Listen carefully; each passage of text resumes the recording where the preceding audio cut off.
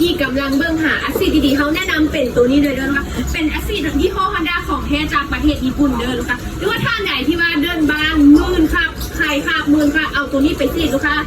เดินบางของทางจะสะอาดหมดจดลูกค้าตัวนี้เป็นแอซิดฮอนด้าของแท้จากประเทศญี่ปุ่นเด้อลูกค้าน้ำหนักเบาน้ำหนักเพียง9 โลพกพาสะดวกลูกค้าปรับระดับความค่อยแห้งของน้ำได้ดูดีเด้อลูกค้าอันนี้เป็นคุณปิดเปิดเด้อลูกค้า